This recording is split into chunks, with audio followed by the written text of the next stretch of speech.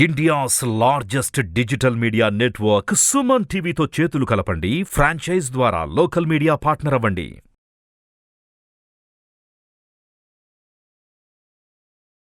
నమస్తే ప్రదీప్ జోషి గారు. శ్రీమాత్రే నమః. సార్, చాలా మంది ఏలినాటి శని గురించి భయపడుతూ ఉన్నారు. ఎస్పెషల్లీ ఎవరికైతే ఏలినాటి శని ఉంటుందో వాళ్ళందరికీ ఏ రకంగా ఉంటుందో, ఎటువంటి ప్రయోజనాలు ఉంటాయో, అసలు మనకి ఎటువంటి ప్రభావాలు చూపిస్తూ ఉంటుందో అని భయపడుతూ ఉంటారు.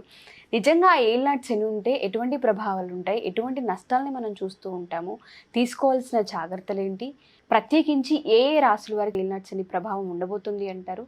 ముందుగా ప్రికాషన్స్ ఏమైనా ఉంటాయంటారా అసలు దానికి? శ్రీ గురుభ్యో నమః. శ్రీమాత్రే నమః. చాలామంది రాశి ఫలాలు చూస్తూ ఉన్నారు. చాలామందికి చాలా సందేహాలు. ఎంతోమంది ఎన్నో రకాలుగా చెప్తా ఉంటారు. ఏలినాటి శని వస్తే అది అవుతుంది, ఇది అవుతుంది, ఇట్లా అవుతుంది, అట్లా అవుతుంది. అసలు ఈ ఏలినాటి శని అంటే ఏమిటి అనేది మొదలు మనం అందరం అర్థం చేసుకోవాలి. చాలామందికి ఈ విషయం కూడా తెలియదు. కొంతమందికి చాలామంది చెప్తారు, మీ 7.5 సంవత్సరాల శని వచ్చింది. అసలు 7.5 సంవత్సరాలు ఎవరికి వస్తుంది, ఎందుకు వస్తుంది అనేది ఎవరికి తెలియదు. ఒకటి గుర్తుపెట్టుకోండి, ఏలినాటి శని అంటే అర్థం ఏంటంటే శని యొక్క ప్రభావము. అంటే శని ప్రతి ఒక్క రాశిలో 2.5 సంవత్సరాలు సంచరిస్తాడు. 2.5 years ఒక రాశిలో ఉంటాడు. అంటే ముందుకు వెనక్కి వస్తాడు. అదే రాశిలోనే కొంచెం వక్రత్వం అవుతూ ఉంటాడు. 2.5 సంవత్సరాలు ఉంటాడు. ఆ 2.5 సంవత్సరాల తర్వాత రెండో రాశి లోపలికి అడుగు పెడతాడు. ఎవరైనా ఒక వ్యక్తి యొక్క రాశి ఏదైతుందో, తమ వెనక రాశి, తమ రాశి, ముందు రాశిలో శని గనక ఉంటే గనక దాన్ని ఏలినాటి శని అంటారు. తమ వెనక రాశి అంటే ఏమిటి అని అంటే, ఇప్పుడు ఎగ్జాంపుల్కి ఇప్పుడు ఏలినాటి శని ఎవరికి రాబోతుంది అని అనంటే మీనరాశి. మీనరాశి వారికి వెనక రాశి ఏమిటి అనంటే కుంభరాశి. సో కుంభరాశి లోపలికి శని అడుగు పెట్టగానే మీనరాశి వారికి ఏమవుతుంది, ఏలినాటి శని స్టార్ట్ అవుతుంది. సో కుంభరాశిలో శని ఎన్ని సంవత్సరాలు ఉంటాడు? మనం ఒక్క రాశి ఎన్ని సంవత్సరాలు ఉంటాడని చెప్పాను? 2.5 years. అంటే 2.5 సంవత్సరాలు ఉంటాడు. అంటే ఏలినాటి శని మొదలయ్యింది అని అర్థం. దీన్ని 7.5 అంట. 7.5 అంటే 7.5 సంవత్సరాల శని. ఏలినాటి అని అంటే కూడా 7.5 సంవత్సరాలు. సో 2.5 సంవత్సరాలు కుంభరాశిలో అయిపోయింది. అప్పుడు ఏంటి, శని వచ్చేసి నెత్తి మీద కూర్చున్నాడు అని అర్థం. నెత్తి మీద శని కూర్చున్నాడు అంటే ఏమవుతుందంటే ఆలోచనలోనే మార్పు జరుగుతాయి. ఆశ పెరిగిపోతుంది. ఎవరైనా ఈజీగా మోసం చేయగలుగుతారు. ఇప్పటి వరకు ఎందుకోసం అంటే శని 12వ స్థానంలోకి వచ్చాడు అని అంటే అంతకన్నా మునుపు 2.5 సంవత్సరాలు 11వ స్థానంలో కూడా ఉంటాడు కదా. 11వ స్థానంలో శని ఉంటే మంచి లాభాలు కలిగిస్తాడు. సూపర్గా వాళ్ళని ఒక మంచి హయ్యర్ స్టేటస్లో కూర్చోబెడతాడు. మీనరాశి వాళ్ళకి అదే జరుగుతుంది. ఇప్పుడు ఏం జరుగుతుందంటే ఎక్కడైతే కూర్చోబెట్టాడో అక్కడి నుంచి కింద ఎత్తేస్తాడు శని. అందుకే ఏలినాటి శని వచ్చినప్పుడు ప్రారంభమైనప్పుడు ఏంటంటే నెత్తి మీదకి వస్తాడు అనమాట. శరీరాన్ని మొత్తం కూడా మనము 7.5 సంవత్సరాలకి భాగంగా మార్చేసుకోవాలి. అంటే 7 parts కిందకి డివైడ్ చేసుకోవాలి. అంటే సప్త చక్రాల కిందకి డివైడ్ చేసుకుంటారనమాట. సో మొదలు వచ్చేసి ఇక్కడ నెత్తి మీదకి వస్తాడు. నెత్తి మీద రాగానే ఏం జరుగుతుందంటే విపరీతమైన ఆలోచనలు వచ్చేస్తాయి. నేను అవమ్మేస్తాను, ఇవమ్మేస్తాను, నేను అక్కడ పెట్టుబడి పెడతాను, ఇక్కడ పెట్టుబడి పెడతాను, వీడు నా ఫ్రెండ్ ఒకడు వచ్చాడు, నాకు మంచి ఆఫర్ ఇచ్చాడు, అట్లాంటి కొంతమంది వ్యక్తులు పరిచయం అవుతారు. నమ్మకం లేదా, నమ్మకం ఉంటే తీసుకోలేకపోతే లేదు, సూపర్ డీల్ ఉంది, కాకపోతే కొంచెం పైరవీలు చేయాల్సింది ఉంటుంది, నీకు ఇదే ల్యాండ్ ఇక్కడ కొనుక్కోవాలంటే. ఎగ్జాంపుల్ ఎట్లాంటి ఆఫర్లు వస్తాయనంటే, అంటే ఈ ఏలినాటి శని ప్రభావము లాస్ట్ టైము కుంభరాశి వాళ్ళకి స్టార్ట్ అయిందనమాట 2.5 years బ్యాక్. కుంభరాశి ఒక వ్యక్తి నాకు తెలిసిన వ్యక్తి, మంచి రియల్ ఎస్టేట్ పర్సన్. అతనికి సెంట్రల్ నుంచి ఒక మినిస్టర్ దగ్గర నుంచి ఒక ఫ్రెండ్ మినిస్టర్స్ అందరు బాగా తెలుసు అని చెప్పి ఆయనకు పరిచయం అయ్యాడు. పరిచయం ఏం చేశాడు, బాగా తిప్పించాడు. మనకి ఢిల్లీలో అన్ని పరిచయం, అసెంబ్లీలో పరిచయం, మనకి పార్లమెంట్లో అన్ని పరిచయం అని చెప్పాడు. అన్నట్టుగానే మంచిగా విజయవాడ నుంచి చార్టర్డ్ ఫ్లైట్లో తీసుకెళ్ళాడు ఢిల్లీ. చార్టర్డ్ ఫ్లైట్ అంటేనే ఇంకా అక్కడికి మనకి ఇంకా అయిపోయింది. ఇంకా అరే చార్టర్డ్ తీసుకెళ్ళాడు. తర్వాత రాజ్భవన్ మార్గం ఉంటుంది, అక్కడంతా కూడా రాష్ట్రపతి దగ్గర ఏదైతే పార్లమెంట్ ఉంటుందో అక్కడ ఎంపీలు, ఎవరైతే రాజ్యసభ సభ్యులు అందరు కూడా ఇండ్లు ఇస్తారు అక్కడ. అసలు ఆ ఇళ్లకు పోవడమే కష్టం అనమాట. అలాంటిది వీడు ఆ ఇళ్లలో తీసుకెళ్ళి ఒక రాజ్యసభ దగ్గర ఎవరైతే ఉన్నాడో ఆయన ఇంటికి తీసుకెళ్ళాడు. చక్కగా ఆ ఎంపీ, రాజ్యసభ ఎంపీతో కూడా మాట్లాడిచ్చాడు. అక్కడనే భోజనాలు జరిగాయి, అన్నీ అయిపోయింది. పలానా చైర్మన్ పదవి మీకు ఇప్పిస్తామని చెప్పేసానంటే అబ్బో ఇంకేంది, అన్ని రకాలుగా అఫీషియల్గా ఉన్నాయి కదా. అందుకోసం అంటే చార్టర్డ్ ఫ్లైట్ తీసుకెళ్లారు, పార్లమెంట్లో చూపించారు, సాక్షాత్తు రాజ్యసభ ఎంపీయే ఓకే కరేంగి అని చెప్పేసి అన్నాడు, అన్నీ అయిపోయింది. సో ఏం లేదండి, మీరు ఒక 25 కోట్లు పెడితే మీకు ఆ చైర్మన్ పదవి వచ్చేస్తుంది. తర్వాత మీకు మీ చేతిలో ప్రతి సంవత్సరము దాదాపు ఆ చైర్మన్ పదవిలో ఉండేటువంటి వాళ్ళకి గవర్నమెంట్ నుంచి ఫండ్ వస్తుంది, అవి ఖర్చు పెట్టాలి, అవి ఖర్చు పెట్టి సిగ్నేచర్ చేసే అథారిటీ మీకే ఉంటుంది. అంటే సంవత్సరానికి దాదాపు 5,000 కోట్లు మీ చేతి మీద ఖర్చు అవ్వాలి. సో మీరు ఎవరికి ఆఫర్ చేస్తే వాళ్ళకే వెళ్తాయి తప్ప ఇంకెవరికి వెళ్ళవు అని ఇట్లా చెప్తే ఆయన ఎక్కడో మేఘాల్లో తేలిపోయాడు అనమాట. మొత్తం రియల్ ఎస్టేట్ అంతా ఏమనుకున్నా అంటే సరే ఏముంది అని చెప్పి మొత్తం అన్ని కొలెటరల్ ఫైనాన్స్ అని చేసి అన్నీ వేసేసుకు మొత్తం తీసుకుపోయి వాళ్ళకి డబ్బులు పెట్టాడు. వాళ్ళు ఏంటి 10 కోట్లు మీరు పెట్టండి, 10 కోట్లు మేము పెడతాము, తర్వాత మాకేమైనా పన్ను ఉంటే చేసి పెట్టాలని చెప్పి పోయి 10 కోట్లు పెట్టడం జరిగింది. అన్నీ జరిగిపోయాయి. అంత అయిపోయిన తర్వాత ఏం తెలిసింది అని అంటే అది బోగస్ అని తెలిసింది. ఎవరి మీద కంప్లైంట్ చేస్తాడు, అన్నీ కూడా క్యాష్లోనే ఇవ్వడం జరిగింది తప్ప ఏం ఎవిడెన్సెస్ ఏం లేవు. ఎవరి మీద కంప్లైంట్ ఇస్తాడు, ఏం కంప్లైంట్ ఇవ్వలేదు, ఛాన్సే లేదు. జీవితకాలం పాటు ఒక్కసారి పడిపోయాడు. అంటే తన జీవితకాలం సంపాదించిన డబ్బంతా కూడా ఒక్కసారి ఒక అటెంప్ట్కి వెళ్ళిపోయింది. సో ఇలాంటి ఏలినాటి ఉన్నప్పుడు ఇలాంటి జరుగుతుంది. ఇంకొక ఇన్సిడెంట్ కూడా ఉంది. నాకు తెలిసి వాళ్ళకి మంచి ఫ్యాక్టరీ ఉందన్నమాట. వాళ్ళ ఫ్యాక్టరీ బాగా నడుస్తుంది, అంత బాగానే ఉంది, కానీ వాళ్ళు డబ్బులు బాగా సంపాదించారు, లెక్కల్లో చూపించట్లేదు, ఇన్కమ్ ట్యాక్స్ లెక్కల్లో చూపించట్లేదు. సో క్యాష్ ట్రాన్సాక్షన్ ఎక్కువ జరిగినాయి, అన్నీ బాగానే పెట్టుకున్నారు, సంపాదించారు, ఆస్తులు కొనిపెట్టారు. అలా సడన్గా ఎవడో ఇన్కమ్ ట్యాక్స్ ఆఫీసర్ అని చెప్పి ఐడి కార్డు పట్టుకొని వాళ్ళందరూ వచ్చేసి నోటీస్ ఇచ్చేసి వెళ్ళిపోయారు. వాళ్ళు ఏమనలేదు, ఇన్కమ్ ట్యాక్స్ నుంచి నోటీస్ అని చెప్పి వెళ్ళిపోయారు అంతే. వీడేం చేశాడు, వీడి పక్కన ఉండేటోడు ఆ నోటీస్ని బేస్ చేసుకొని వీడు వేరే ఆఫీసర్లందరినీ క్రియేట్ చేసి వాళ్ళ ఆఫీసర్లు వచ్చేస్తున్నారు. వాస్తవంగా నోటీస్ అయితే నిజమే, నోటీస్ అయితే అబద్ధం కాదు. వాళ్ళు నోటీస్ పంపించారు. ఎందుకోసమంటే ఎవరిదైనా అకౌంట్లో ఫైనాన్షియల్ ట్రాన్సాక్షన్ ఎక్కువ జరిగి వాళ్ళు టీడీఎస్ కనుక ఇది సరిగ్గా కట్టకపోయినా పే చేయకపోయినా ఇన్కమ్ ట్యాక్స్లో బ్లింక్ అవుతుంది, వాళ్ళు నోటీస్ పంపిస్తారు, దానికి సమాధానం ఇవ్వాలి. వాడు ప్యానిక్ అయిపోయాడు, వాడికి చదువు రాదు, సంపాదన అయితే వచ్చింది, ప్యానిక్ అయిపోయాడు. వీడు పక్కన ఉండేటోడికి అర్థమైపోయింది, ఓహో వీడు ప్యానిక్ అయిపోయాడు, ఇప్పుడు వీడు మనం ఎట్లయినా క్యాష్ చేసుకోవాలి అని చెప్పి ఒక ఇన్కమ్ ట్యాక్స్ బ్యాచ్ని తయారు చేశాడు. బ్యాచ్ని తయారు చేసి వీళ్ళని తీసుకొచ్చి మీరు అన్ని వీడి సీక్రెట్స్ మొత్తం వీడికే తెలుసు. సో అవన్నీ తెలుసు, మీరు ఇవన్నీ నాకు సమాధానం చెప్పాలి, లేకపోతే మీరు అరెస్ట్ అవుతారని చెప్పి మంచి బ్యాచ్ని తయారు చేశాడు. సో ఇప్పుడు వాడు ప్యానిక్ అయిపోయాడు, ఇంకా నేను అరెస్ట్ అయిపోతా, నా డబ్బులు వెళ్ళిపోతాయి అంటే, నువ్వేం టెన్షన్ పడకు, నేను ఒక మంచి చార్టర్డ్ అకౌంట్ కల్పిస్తానని చెప్పి ఒక చార్టర్డ్ అకౌంట్ కల్పిస్తే ఆడొక సమాధానం ఏం చెప్పాడు అంటే, అసలు చార్టర్డ్ అకౌంట్ కూడా కాదు, ఈ క్రియేటెడ్ ఎవ్రీథింగ్ అనమాట.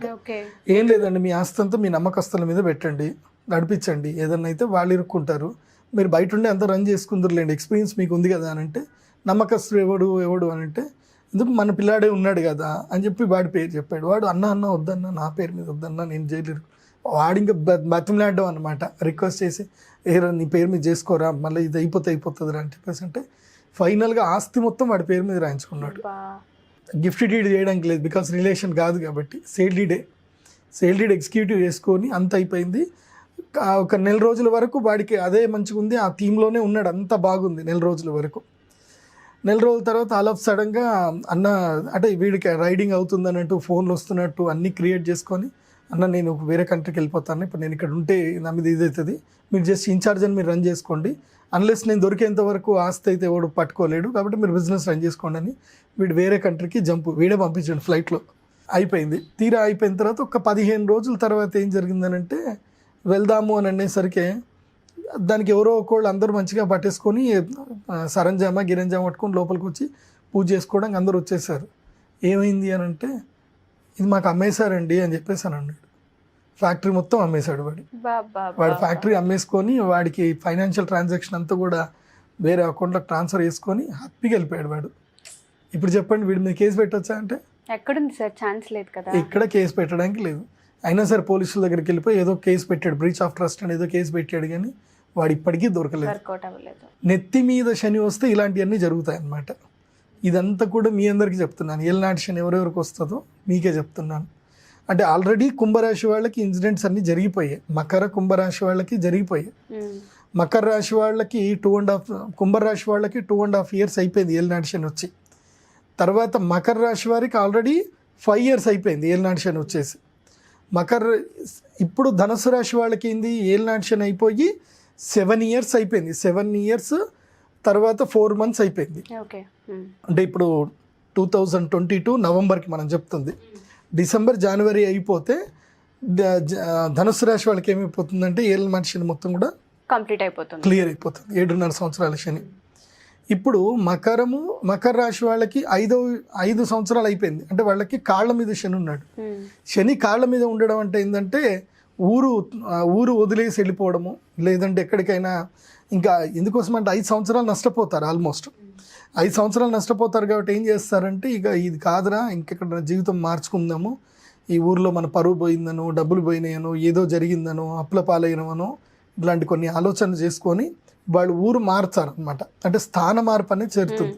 ఎప్పుడైతే ఏలినాటి శని 2.5 సంవత్సరాలకి ఇంకా చిట్ట చివరి దశకు వస్తుందో అప్పుడు చరం అన్నమాట. అంటే తిరిగిపిస్తాడు, బాగా విపరీతంగా తిరిగిపిస్తాడు. మొట్టమొదటిగా వచ్చినప్పుడు 2.5 సంవత్సరాలు ఏం చేస్తాడంటే తప్పుడు నిర్ణయాలు తీసుకొని కంటతడి పెట్టిస్తాడు.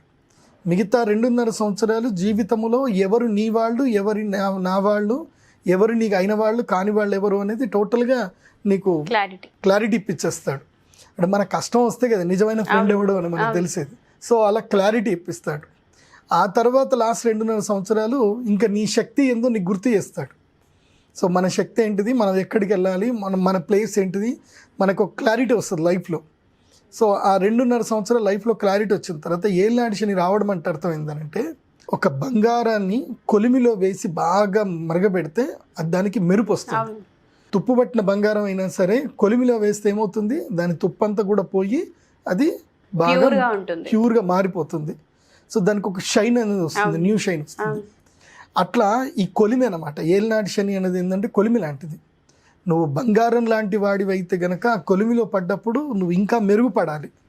సో ఆ ఎక్స్పీరియన్స్లు జరిగినా ఏది జరిగినా that is the God gift అనుకొని అదొక ఛాలెంజ్గా తీసుకొని మనం లైఫ్లో ఇట్లాంటి వాళ్ళు మనకి గుణపాఠాలు నేర్పించడానికి వస్తారు, గుణపాలు దించడానికి వస్తారని చెప్పి తెలుసుకొని మనం ముందుకెళ్ళాలి. అందుకే ఏలినాటి శని వాళ్ళని ఎవరినైనా సరే మనం టచ్ చేస్తే, ఇప్పుడు ఉదాహరణకి ధనుసు రాశి వాళ్ళని మీరు టచ్ చేయండి, వాళ్ళు ఆల్రెడీ రిలీజ్ అయిపోయి ఉంటారు ఈ పాటికి. కాబట్టి ఇంకా వాళ్ళ జీవితంలో ఎవరి మీద చెడు మాట్లాడరు. ఇంకా ఎవరి మీద ఏదైనా రూమర్స్ వస్తే రూమర్స్ వాళ్ళు స్ప్రెడ్ చెయ్యరు. ఎవరి గురించి వాళ్ళు ఏం మాట్లాడరు. ఇంకా వీళ్ళకి కూడా టైం వచ్చినట్టుంది అని వాళ్ళకి ఒక లైఫ్లో ఒక మంచి క్లారిటీ వస్తుంది అనమాట.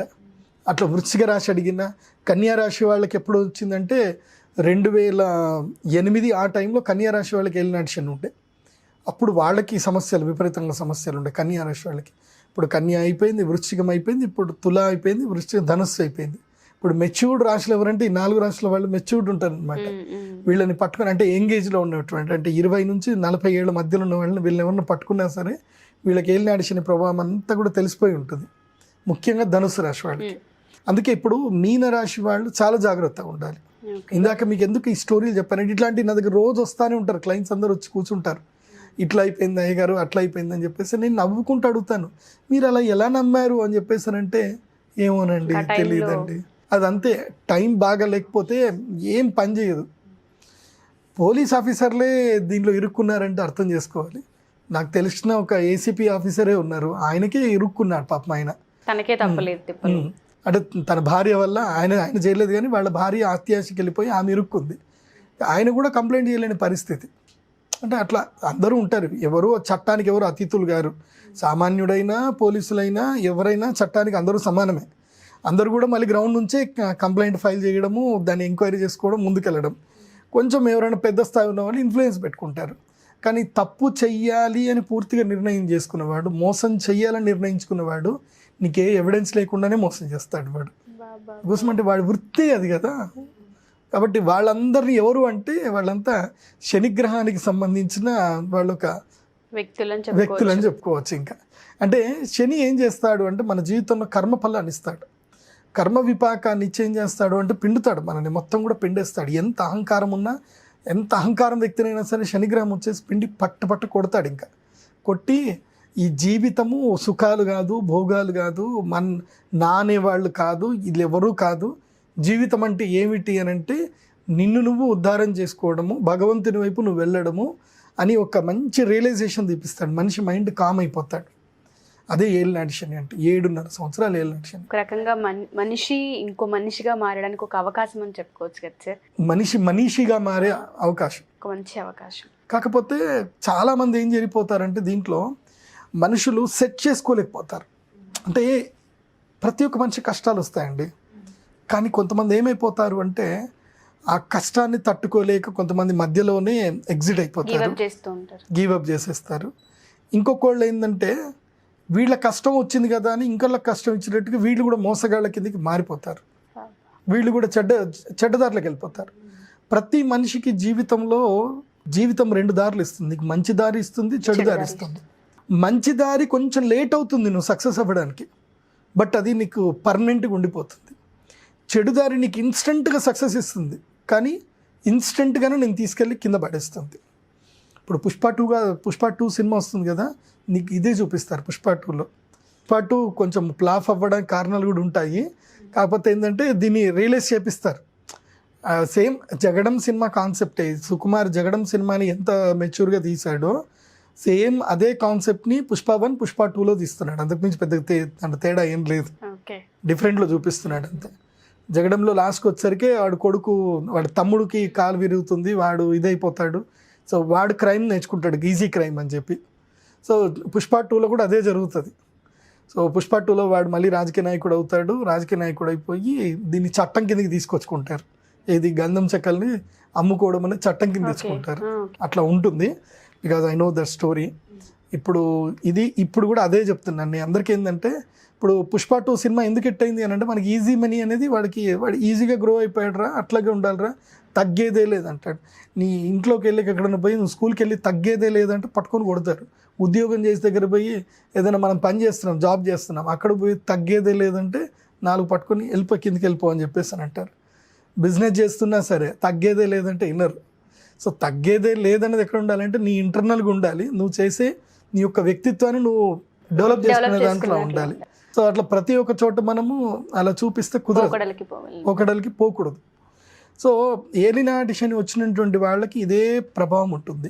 ఈజీ మనీకి అలవాటు పడిపోతారు.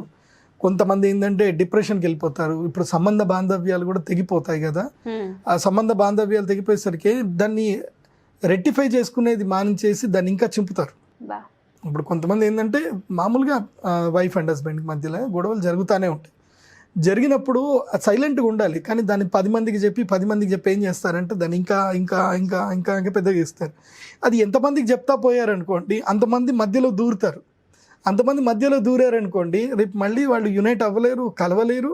సో అది మీరు దూరం అయిన తర్వాత ఏంటంటే లైఫ్లో ఒక మచ్చగా మిగిలిపోతుంది అనమాట, ఒక స్టాంప్ ఎంబ్లెం పడిపోతుంది.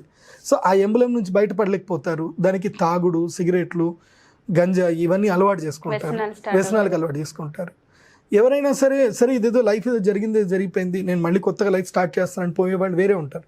కానీ ఎవరైతే ఎక్కువ ఎమోషనల్ కనెక్ట్ అవుతారో వాళ్ళు కొత్తగా మార్గం వైపు వాళ్ళ లైఫ్ చూసుకోలేరు, వాళ్ళు ఇట్లా వ్యసనాలకు కనెక్ట్ అవుతారు. మోస్ట్లీ ఇప్పుడు ఆ సిచ్యువేషన్ ఎవరికి ఉంది అని అంటే ఎక్కువ ప్రెషర్ ఎవరికి ఉంటుంది అంటే ఈ యొక్క మకర రాశి వరకు ఆ ప్రెషర్ ఉంటుంది. ఇప్పుడు మీరు ఆ ప్రెషర్ని తట్టుకోవాలి. ఇప్పుడు ఆ ప్రెషర్ని తట్టుకొని మీరు ధైర్యంగా నిలబడాలి. మీ జీవితాన్ని కొత్త పుంతలు తొక్కించడానికి ప్రయత్నం చేయాలి. సో పాస్ట్ని పట్టుకొని ధనుసు రాశి వారు వేలాడకూడదు. ఇప్పుడు ధనుసు రాశి వారికి పాస్ట్ అంతా అయిపోయింది, మీరు వేలాడకండి. పాస్ట్ని పట్టుకొని వేలాడకండి. మొత్తం అయిపోగానే January 26 కాగానే వెళ్ళి ఒక గంగలో మునగండి, స్నానం చేయండి, మొత్తం మర్చిపోండి. నేను ఫ్రెష్గా నా లైఫ్ని ఇప్పుడు కొత్తగా స్టార్ట్ చేస్తాను అనుకోండి. ఎందుకోసం అంటే శని ఎప్పుడైనా సరే గుర్తుపెట్టుకోండి, ఏలినాటి శని అయిపోయిన తర్వాత మళ్ళీ 2.5 years లక్ ఇస్తాడు. లక్ తప్పకుండా ఇస్తాడు. ఎందుకోసం అంటే ఈ 2.5 years దెబ్బ కొట్టాడు కదా, మళ్ళీ వాళ్ళకి ఛాన్స్ ఇస్తాడు. డోంట్ వరీ, నేనే నేను దెబ్బ కొట్టాను కదా, నేనే నీకు ఛాన్స్ ఇస్తానని చెప్పి భుజం మీద చేసి మనల్ని మళ్ళీ పైకి లేపుతాడు. కానీ మనం ఆ 7.5 సంవత్సరాల గతంలో ఇరుక్కపోయామనుకోండి, ఈ 2.5 years యూటిలైజ్ చేసుకోలేదు, ఏమీ చేయలేం. మనం గతంలో ఉండిపోతే ఇంకేముంటుంది. ఏదైనా ప్రోగ్రెసివ్ వేలోకి వెళ్ళాలి. ఇప్పుడు నేను ఇంట్లోనే కూర్చుంటే నాకు ఏనాటి శని అయినా తెలియదు. ఇప్పుడు ఉదాహరణకి ఏ పని చేయనోడు కొంతమంది ఉంటారు, జీవితంలో కొంతమంది ఉంటారు. వాడికి ఏం లేదు, ఒక వ్యవసాయ భూమి ఉంటుంది, నెలకి ఎక్కడ అమెరికాకెంచో ఎక్కడికెంచో వాడు శాలరీ వేస్తాడు, వాడికి మంచిగా ఒక ఇల్లు ఉంటుంది. నేను అట్లాంటి వాళ్ళని చూశాను. నేను నిజంగా అదృష్టవంతుడు అంటే నువ్వు రాబోయే నీ చేయి చూపించరా అన్న. వాడు సుఖం అనుభవించడానికి వాడు పుట్టినోడు. వాడికి ఏంటంటే మొత్తం అంటే బెంగళూరు దగ్గర, బెంగళూరుకి మైసూరుకి మధ్యలో మండి అని ఒక ప్లేస్ ఉంటుంది అనమాట. అక్కడ ఆల్మోస్ట్ ఒక 200 ఎకరాల మాగాణి ఉంటుంది. ఆ 200 ఎకరాల మొత్తం కూడా చక్కగా తోటలు పంటలు అన్నీ ఉంటాయి. మధ్యలో ఒక పెద్ద మంచి ఫామ్ హౌస్ ఉంటుంది. ఆ ఫామ్ హౌస్ చూసుకుని ఇన్ఛార్జ్ మాత్రం ఒకడు ఉంటాడు. వాడి ఫ్యామిలీ మొత్తం అక్కడే ఉంటారు. వాళ్ళ పని ఏంటంటే మొత్తం తుడవడం, అంతే, దుమ్ము పడకుండా తుడవడం తప్ప ఇంకేం పని ఏం లేదు. అకౌంట్ చూసుకోవాలి, ఎవడెంత పంట పండించాడు, ఏం కథ, ఎంత పోయింది, అకౌంట్ చూసుకోవడం అంతే. తినాలి, పడుకోవాలి, తుడవాలి, ఇదే పని. ఇంకా వాడికి ఇంకా వేరే ఏ పని లేదు. వీడికి ఏలినాటి శని ప్రభావం ఉంటుందా అని అంటే వాడికి ఇంకా ఏ జాతక ప్రభావాలు ఉండవు. ఎందుకోసం అంటే వాడి జీవితాన్ని వాడు ఎక్కడ ఊహించుకోడు కాబట్టి వాడికి ఎక్కడ పోయేది పని లేదు. పొద్దునే లేచామా, తిన్నామా, తుడిచామా, లెక్కలు చూసుకున్నామా, పడుకున్నామా, ఇలాంటి వాళ్ళు కొంతమంది ఉంటారు. వాళ్ళు సుఖభోగ జీవులు ఉంటారు అనమాట. వాళ్ళు బయటకు కూడా ఎక్కడికి వెళ్ళరు. ఇంకా వాడిని నువ్వు ఎక్కడికైనా ಬಯಟಿಗೆ వెళ్తా అంటే ಯಾಕೆ ಬೈಕ್ ಹೊರಗೆ ಹೋಗ್ಬೇಕು, ನಾವು ಎಲ್ಲಿ ಹೋಗಲ್ಲ అంటే మాకేంటంటే మాకు బయటకు పోయే పని ఏమి ఉంటుందండి, ఇక్కడే కూర్చుంటాము. మా యజమాని, మా సాహెబ్ ఎప్పుడు వస్తాడు, కెమెరాలో మా సాహెబ్రు చూస్తారంటే, అక్కడ సాహెబ్రు అంటారు అనమాట. సో మా యజమాని మొత్తం కెమెరాలో అంతా చూస్తాడు. మా యజమాని ఎప్పుడైనా సరే వస్తే మాత్రం ఇక్కడ నుంచి కారు ఉంటుంది, ఆ కారు అక్కడ నుంచి చూడండి, బెంచ్ కారు, అది దాన్ని కూడా మేము అస్సలు వాడము, తీయము, దాన్ని కూడా తుడవడమే. నా పని ఏంటంటే తుడవడము, తుడిపించడం. ఈ 300 ఎకరాల మాగాణి ఏదైతే ఉందో దీన్ని మొత్తం కూడా చూసుకోవడం, లెక్కలను చూసుకోవడం, మా సాహెబ్ గారికి ఇక్కడన్నీ డబ్బులు ఇట్లా పెట్టి ఉంచడం, ఇంతకు మించి ఏం ఉండదండి మా పని అంటాడు. సో ఇలాంటి వాళ్ళకి ఏంటంటే ఇంకా ఏలినాటి శని ఉండదు. మామూలుగా శని వస్తే జ్వరం వస్తుంది, లేదంటే పొలంలో నడిచినప్పుడు ఒక 2 ముళ్ళు గుచ్చుకుంటాయి, అంతకుమించి ఏం ఉండదు. సో వాడి జీవితంలో రిస్క్ ఏం లేదు, వాడి జీవితంలో వేరే ఆశలు లేవు, కోరికలు లేవు. ఆశ కోరిక లేనటువంటి వాడిని ఏ గ్రహాలు కూడా ఏం చేయవు. నిజం చెప్పాలంటే నాకు అక్కడ పోయిన తర్వాత వీడికి ఏం జాతకం చెప్తావు, వాడు అడిగాడు, నా జాతకం చెప్పండి గురూజీ అని అంటే, నీకు ఏం చెప్పాలి నీ జాతకం, పోనీ నువ్వు ఎక్కడన్నా బయటికి వెళ్తావు అంటే, నేను ఎక్కడికి బయటికి వెళ్ళానండి.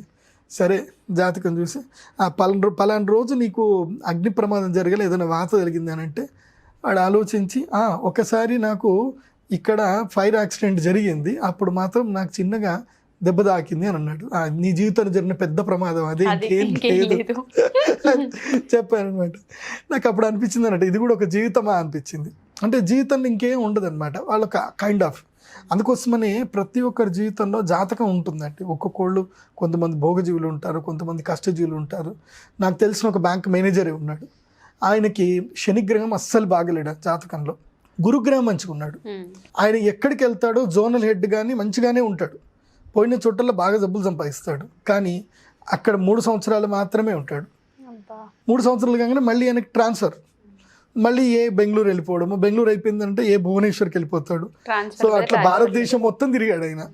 పోనీ ఎక్కడన్నా సొంత ఇల్లు ఉందా, ఎంజాయ్ చేసామంటే, ఏం లేదండి, నా భార్య పిల్లలేమో బెంగళూరులో ఉంటారు, నాకు బెంగళూరుకి ట్రాన్స్ఫర్ కాదు, నేను ఎన్నిసార్లు ట్రై చేసినా నాకు బెంగళూరుకి మాత్రం వాళ్ళు ట్రాన్స్ఫర్ చెయ్యరు, నేను వేరే కంట్రీస్ అన్నీ కూడా తిరిగాను, వేరే స్టేట్స్ అన్నీ కూడా తిరిగాను, నా దగ్గర బోలెట్ డబ్బు ఉందండి, ఎంత ఆస్తి ఉంది అని అంటే దాదాపు నాకు 50 కోట్ల ఆస్తి ఉందండి, సుఖం ఉందా అని అంటే లేదండి, భార్య పిల్లలతో ఉన్నారంటే లేదండి, నా భార్య అక్కడే ఉంటుందండి, పిల్లల ఎడ్యుకేషన్ పాడైపోతుంది కదండి, అయిపోయింది. ఇప్పుడు చెప్పండి, జీవితంలో శనిగ్రహం బాగా ఉన్నాడే అనుకోండి, వాడి జీవితము నేను చెప్పాను కదా తుడుచుకుంటూ కూర్చునే పనిలో ఉండిపోతాడు.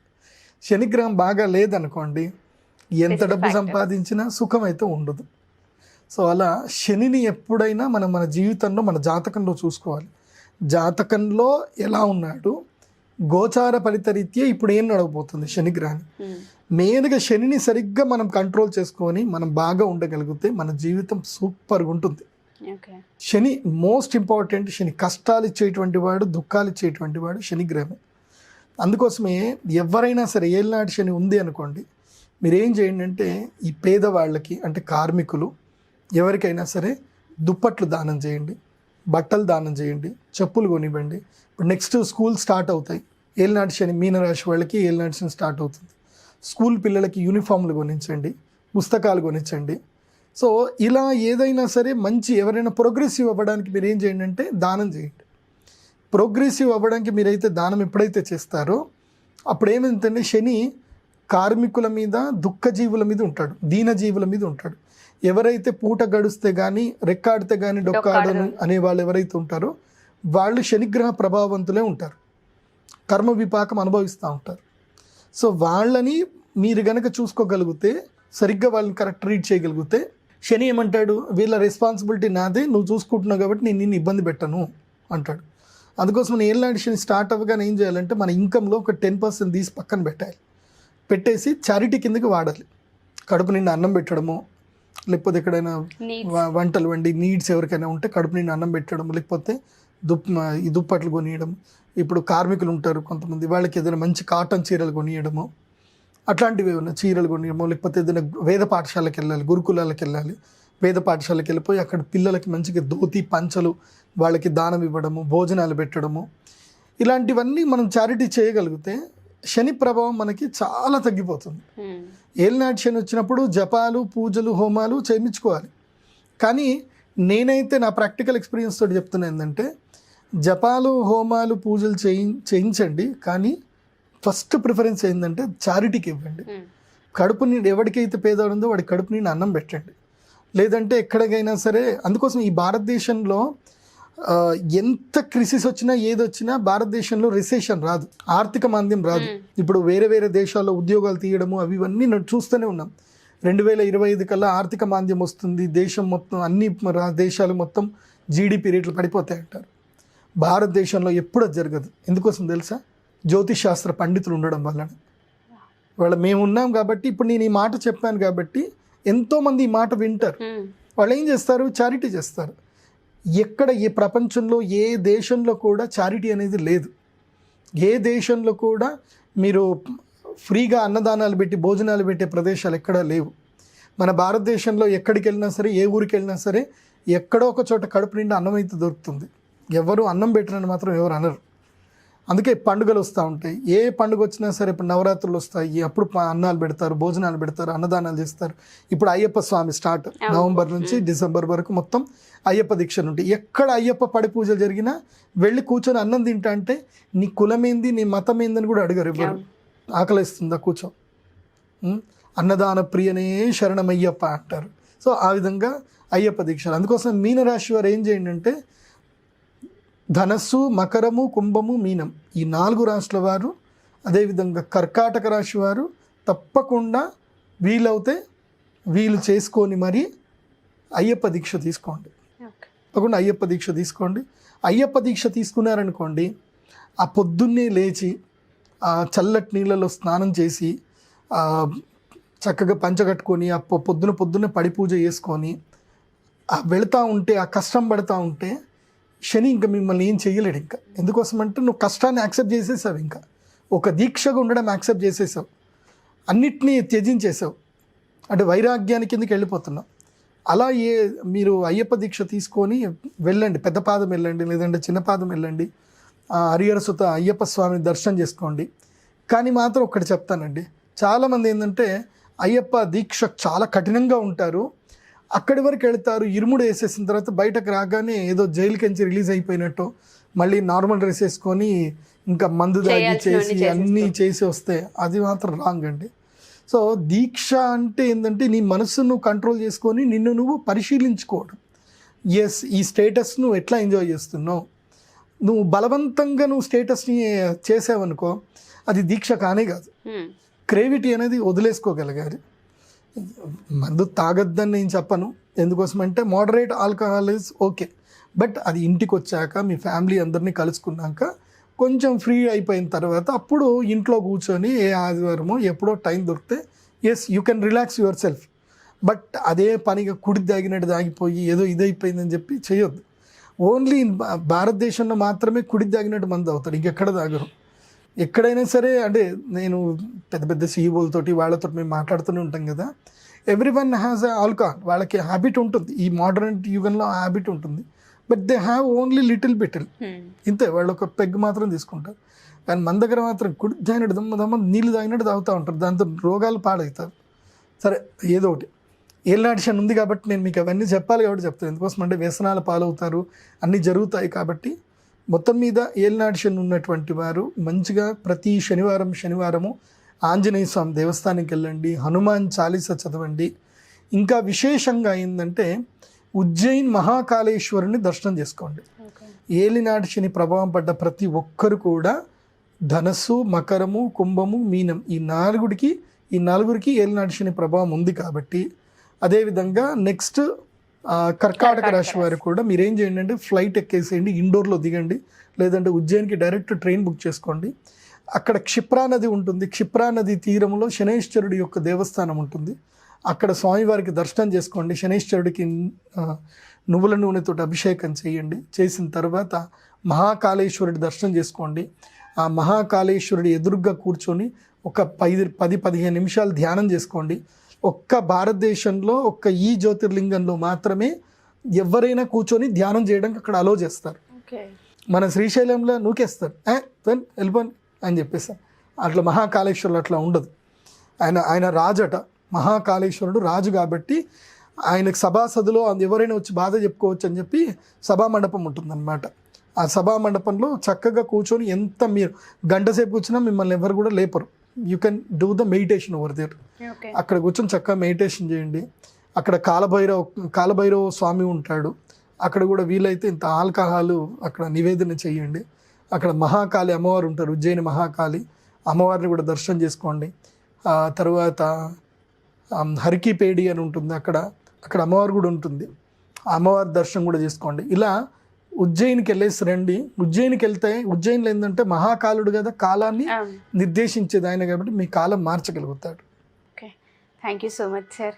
ఏలినాటి శని అంటే అంత క్లుప్తంగా మాకు కూడా తెలీదు, వింటూ ఉంటాం కానీ 7.5 సంవత్సరాలు ఈ కష్టాలు అనుభవిస్తే చాలనో, లేకపోతే వచ్చిన సమస్యని పరిష్కరించుకుంటే చాలనో అనుకుంటాం కానీ ఒక జీవితానికి కావాల్సిన నిర్వచనం దొరికే ఛాన్స్ అనే విషయం చాలామందికి తెలీదు. చాలా క్లియర్గా ఎక్స్ప్లెయిన్ చేశారు. Thank you sir, thank you so much. శ్రీమాత్రే నమః.